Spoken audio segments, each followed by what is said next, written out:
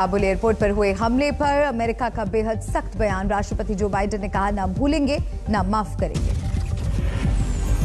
ISIS आतंकियों को अमेरिकी राष्ट्रपति की सीधी चेतावनी, जहां भी होंगे आतंकी सरगना ढूंढकर देंगे सजा।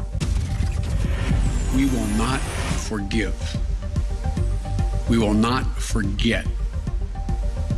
We will hunt you down and make you pay. अमेरिकी राष्ट्रपति बाइडेन का ऐलान, अपनी तय की हुई जगह और वक्त पर देंगे जवाब। अमेरिकी कमांडरों को दिए आईएसआईएस के ठिकानों पर हमले के निर्देश। काबुल एयरपोर्ट धमाके में 13 अमेरिकी सैनिकों समेत कुल 73 लोगों की मौत। अफगानिस्तान में अमेरिकी फौज पर पिछले 20 सालों में हुए सबसे बड़े हमलों में से एक है काबुल धमाका। पिछले 18 महीनों में नहीं हुई थी किसी अमेरिकी सैनिक की मौत। इस्लामिक स्टेट के खुरासान ग्रुप ने ली काबुल एयरपोर्ट हमले की जिम्मेदारी, जारी की एक आत्मघाती हमलावर की तस्वीर। अब्दुल रहमान अल लोगरी नाम के आईएसआईएस आतंकी ने किया काबुल एयरपोर्ट पर हमला, 60 से ज्यादा लोगों की मौत का दावा। आईएसआईएस के दावे के मुताबिक काबुल एयरपोर्ट पर अमेरिकी फौज के बैरन कैंप तक पहुंच गया था आत्मघाती हमलावर। सैनिकों से 5 मीटर की दूरी पर किया धमाका। धमाके के वक्त एयरपोर्ट पर जमा लोगों के दस्तावेज जांच रहे थे अमेरिकी सैनिक। आईएसआईएस ने किया 20 सैनिकों की मौत का दावा। गुरुवार शाम काबुल एयरपोर्ट पर हुए सिलसिलेवार 2 धमाके, 40 से ज्यादा लोगों की मौत, 120 से ज्यादा घायल। धमाके के बाद एयरपोर्ट पर दिखा मौत का भयानक मंजर, हर तरफ मची थी चीख पुकार। एयरपोर्ट के बाहर दिखा लाशों का ढेर, बदहवास भागते नजर आए घायल लोग। एयरपोर्ट के अबे गेट के पास हुआ पहला धमाका, एयरपोर्ट से सटे बैरन होटल के करीब दूसरा विस्फोट। रूसी समाचार एजेंसी के मुताबिक काबुल में हुए कुल 3 धमाके, तीसरा धमाका भी एयरपोर्ट के नजदीक। काबुल हमले में मारे गए अमेरिकी सैनिकों को बाइडेन ने बताया देश के हीरो, कहा शहीदों के परिवारों के प्रति हमारी जिम्मेदारी। बाइडेन ने कहा दूसरों को बचाने के लिए अमेरिकी फौज ने दिया बलिदान, पता था कि अफगानिस्तान का मिशन है बेहद खतरनाक। अमेरिकी राष्ट्रपति के मुताबिक खुफिया एजेंसियों ने दिया था हमले का अलर्ट, लेकिन मिशन जारी रखना था जरूरी। तालिबान ने धमाकों में हाथ होने से किया इनकार, कहा अमेरिका को बताया था आईएसआईएस कर सकता है हमला। हमले के बाद अमेरिका ने दी अपने नागरिकों को काबुल एयरपोर्ट से दूर रहने की हिदायत। बाइडेन ने कहा जारी रहेगा लोगों को निकालने का अभियान। तालिबान ने की काबुल धमाके की निंदा। प्रवक्ता जबीहुल्लाह मुजाहिद का बयान, अफगानिस्तान का नहीं होने देंगे आतंकी इस्तेमाल। ब्रिटेन भी जारी रखेगा अफगानिस्तान से रेस्क्यू अभियान। पीएम जॉनसन ने काबुल हमले को बताया बर्बर। गुरुवार को भारतीय वायुसेना के विमान से काबुल से भारत पहुंचे 35 लोग, 11 नेपाली नागरिक। भारत आने की कोशिश में अटके करीब 140 अफगानी, सिख और हिंदू। तालिबान ने नहीं दी काबुल एयरपोर्ट आने की इजाजत। तालिबान ने हिंदू सिखों को 15 घंटे तक गाड़ी में बिठाए रखा, एयरपोर्ट से लौटाया वापस। अफगानिस्तान मुद्दे को लेकर सर्वदलीय बैठक में विदेश मंत्री ने दी हालात की जानकारी, बोले फंसे भारतीयों को वापस लाना पहली प्राथमिकता। अफगान संकट पर सर्वदलीय बैठक में मोदी सरकार ने समझाई भारत की रणनीति। विदेश मंत्री बोले दोहा में किए वादे से मुकरा तालिबान। सर्वदलीय बैठक के बाद विपक्ष ने सरकार पर उठाए सवाल। ओवैसी बोले तालिबान को क्यों नहीं बताते आतंकी। क्या तालिबान को यूएपीए में आप टेरर ऑर्गेनाइजेशन करार देंगे? सर्वदलीय बैठक के बाद कांग्रेस ने भी सरकार को घेरा, कहा नहीं बताया गया कि 31 अगस्त तक हिंदुस्तानियों को कैसे लाएंगे वापस। पंजाब में कैप्टन और सिद्धू के बीच फिर तेज हुई रस्साकशी। कैप्टन ने गुरुवार रात सीक्रेट डिनर पार्टी में दिखाई ताकत। डिनर पार्टी में पंजाब के 10 मंत्रियों समेत 60 विधायक रहे मौजूद। कांग्रेस के 8 सांसद भी पार्टी में हुए शामिल। सूत्रों के मुताबिक डिनर पार्टी के दौरान 2022 में सीएम पद के लिए कैप्टन की दावेदारी पर कांग्रेस नेताओं ने एक सुर से जताया समर्थन। पार्टी आलाकमान के पास भेजा जाएगा प्रस्ताव। पंजाब कांग्रेस अध्यक्ष नवजोत सिंह सिद्धू और उनके समर्थकों को नहीं दिया गया था डिनर का न्योता, लेकिन सिद्धू समर्थक 10 विधायक पाला बदलकर पार्टी में हुए शामिल। कैप्टन के नजदीकी कैबिनेट मंत्री राणा गुरमीत सोढ़ी के घर रखी गई थी पार्टी। सूत्रों के मुताबिक कार्यक्रम को सफल बनाने के लिए कैप्टन की पत्नी परनीत कौर ने झोंकी ताकत। इससे पहले सिद्धू का लग चुका है दिल्ली से झटका। सूत्रों के मुताबिक आलाकमान ने कैप्टन को हटाने की कोशिशों पर लगाई फटकार। अमृतसर में व्यापारियों के साथ बैठक में सिद्धू ने फिर साधा कैप्टन पर निशाना। कहा, चुनाव से पहले किए गए वादे नहीं हुए पूरे। छत्तीसगढ़ में भी नहीं थम रहा कांग्रेस खेमे में सत्ता का अंदरूनी संघर्ष। सीएम भूपेश बघेल आज कर सकते हैं राहुल गांधी से मुलाकात। बघेल के समर्थक विधायक और मंत्री भी पहुंच रहे हैं दिल्ली। आलाकमान पर दबाव बनाने की कोशिश। छत्तीसगढ़ में मची सियासी घमासान के बीच टीएस सिंहदेव ने खारिज किया 2.5 साल का फॉर्मूला। कहा, भूपेश बघेल हैं हमारे मुख्यमंत्री। महाराष्ट्र में आज से जन आशीर्वाद यात्रा शुरू करेंगे केंद्रीय मंत्री नारायण राणे। सीएम उद्धव पर नए सिरे से हमले की तैयारी। दिल्ली यूनिवर्सिटी में 2 नए कॉलेज और 4 नई फैकल्टी शुरू करने की तैयारी। सावरकर, जेटली और सुषमा स्वराज के नाम पर हो सकते हैं कॉलेज। यूपी में करीब 5000 मदरसों को नहीं मिलेगी सरकारी मान्यता और मदद। सरकारी पोर्टल में रजिस्ट्रेशन नहीं कराने पर कार्रवाई। मेरठ में वक्फ बोर्ड गबन और फर्जीवाड़ा का मामला। 10 लोगों के खिलाफ मुकदमा दर्ज। कोलकाता में टीएमसी दफ्तर पर बम से हमला, 6 लोग जख्मी। प्रॉपर्टी विवाद में खुद पर फायरिंग कराने के मामले में मुनव्वर राणा के बेटे को मिली जमानत। रायबरेली पुलिस ने लखनऊ से किया था गिरफ्तार।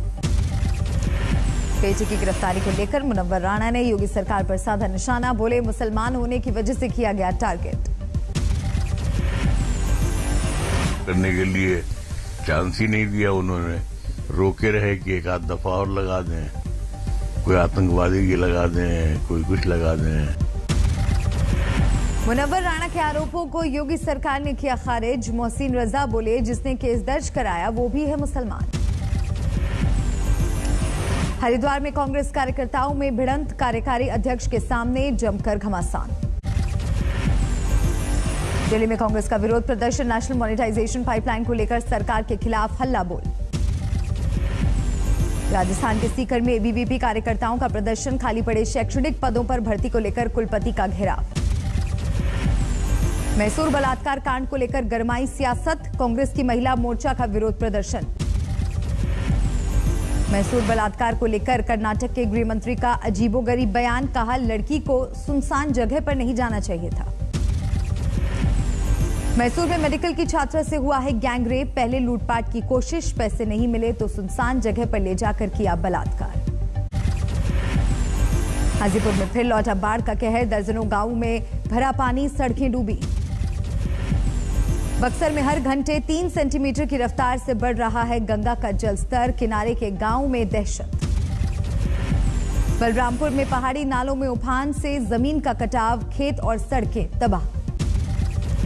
मध्य प्रदेश के श्योपुर में बाढ़ पीड़ितों का हंगामा, मुआवजे में गड़बड़ी का आरोप।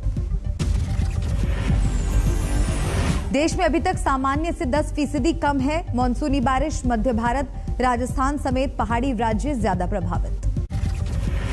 बिहार के सुपौल में भारी बारिश ने जनजीवन को किया अस्त व्यस्त। शहर की दुकानों और घरों में घुसा पानी।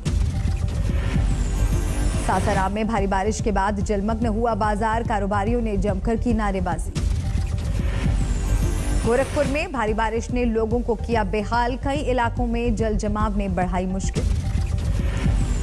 मंडी में हाईवे पर फिर गिरा मलबा। आवाजाही ठप, दोनों ओर से गाड़ियों की लंबी कतार। अरुणाचल के ईटानगर में भूस्खलन से कोहराम। हाईवे पर गिरा पहाड़ का मलबा। हल्द्वानी मेडिकल कॉलेज के 8 छात्र कोरोना पॉजिटिव। 8 छात्रों को लग चुकी है वैक्सीन की दोनों डोज। केरल में जारी है कोरोना का कोहराम। 24 घंटे में 30,000 मामले, 162 मरीजों की मौत। दिल्ली में स्कूल खोलने पर आज होगा फैसला। डीडीएमए की बैठक में तय की जा सकती है गाइडलाइन। मुंबई के बोर्डिंग स्कूल के 15 बच्चों में कोरोना का संक्रमण। बीएमसी ने लगाया ताला।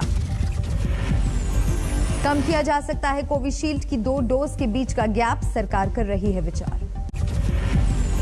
हापुड़ में छात्राओं को मुफ्त बांटे गए सैनिटरी नैपकिन। बीजेपी महिला मोर्चा ने चलाया अभियान। फिरोजाबाद की सिपाही रिंकी सिंह का राज्यपाल आनंदीबेन ने किया सम्मान। अब तक 150 से ज्यादा बाल श्रमिकों को आजाद करा चुकी हैं महिला सिपाही। बाराबंकी में शिक्षकों को फरमान, ड्यूटी के दौरान मोबाइल फोन ऑफ रहा तो कटेगा वेतन।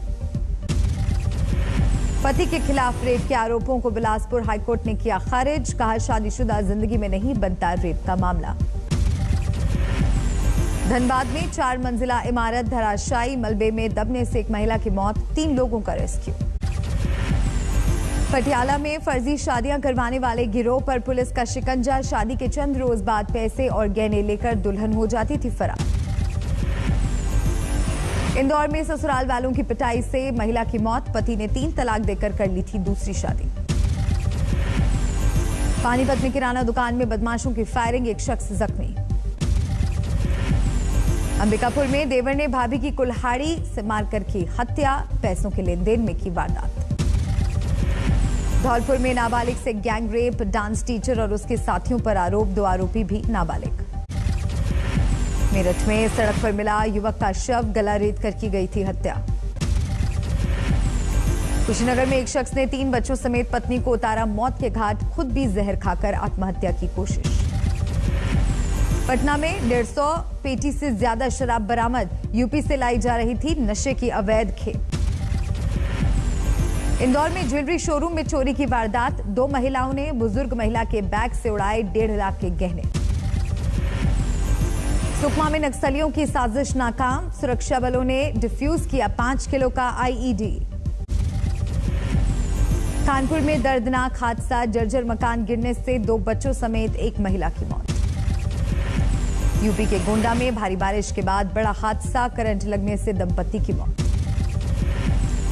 भरतपुर में ऑटो और ट्रक की टक्कर में 3 की मौत, मेले में मन्नत मांगने के बाद लौट रहे थे लोग। बिहार में एक बार फिर जहरीली शराब का कहर, हाजीपुर में 5 लोगों की मौत। दिल्ली के धौला कुआं इलाके में रोड रेज में मारी गोली, आगे निकलने को लेकर था गुस्सा। लीड्स टेस्ट के दूसरे दिन मजबूत स्थिति में इंग्लैंड, 8 विकेट के नुकसान पर 423 रन। 345 रन की बढ़त पर है इंग्लैंड। पहली पारी में टीम इंडिया सिर्फ 78 रनों पर हुई थी ढेर। यस बैंक के पूर्व एमडी और सीईओ राणा कपूर को बड़ी राहत, सेबी ने बैंक, डीमैट अकाउंट और म्यूचुअल फंड्स डिफ्रीज करने के दिए निर्देश। आईआईटी दिल्ली ने बनाया नया ई स्कूटर, 20 पैसे में चल सकता है 1 किलोमीटर। स्पेन में भरभरा कर गिरी 3 मंजिला इमारत, 2 लोगों की मौत। इंटरनेशनल आर्मी गेम्स में अद्भुत नजारा, तोपों के साथ नाचते दिखे बेलारूस के जवान। न्यूयॉर्क में वैक्सीनेशन अनिवार्य किए जाने का विरोध, शिक्षकों और स्कूल कर्मचारी संघ के लोगों ने मेयर ऑफिस के बाहर किया प्रदर्शन। WHO ने कोरोना वैक्सीन की बूस्टर डोज की जरूरत को किया खारिज, कहा अभी तक उपलब्ध नहीं है जरूरी आंकड़े। न्यूजीलैंड में 24 घंटे में सामने आए कोरोना के 68 नए मामले, सरकार ने किया लॉकडाउन की मियाद बढ़ाने का ऐलान। दुनिया भर में जारी है कोरोना की तीसरी लहर का कहर, 24 घंटे में 6,71,000 से ज्यादा नए मामले दर्ज।